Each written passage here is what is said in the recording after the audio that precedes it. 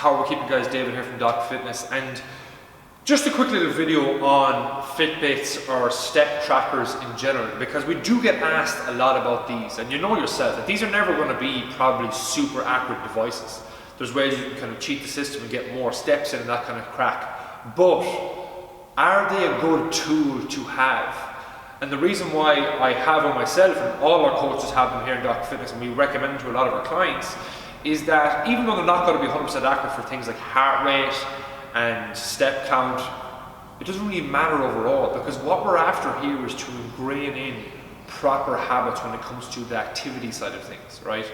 Because when you are on your feet more compared to sitting, you're burning more energy, which is great for health and fat loss.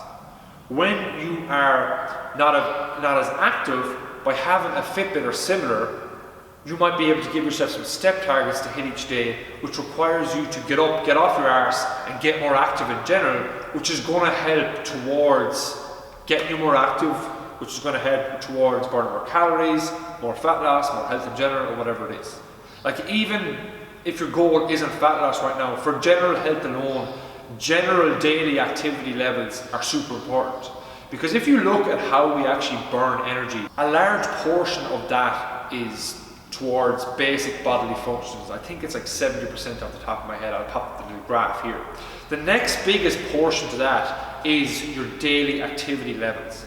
And when I say daily activity levels, it's kind of anything that's kind of outside unplanned exercise. And even things like fidgeting and kind of moving the hands and feet comes into that bracket as well.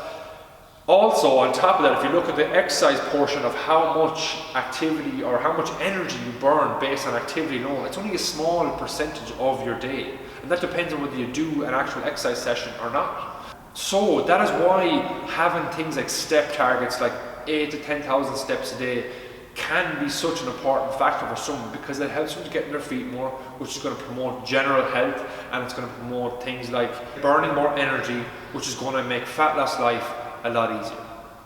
Having a Fitbit prompts you to do that. I personally only use it to tell the time and to check what steps I'm on daily. Sometimes I'll throw it off for a few weeks, because if I start to overly check my steps and get kind of hung up on them, I'll just get rid of it, because with this stuff too, you can kind of overly start to fixate on steps and fucking walk around the house in your pajamas at night trying to hit 10,000 when you're on 9,500 or whatever it is, and you're doing those steps just to hit the 10,000.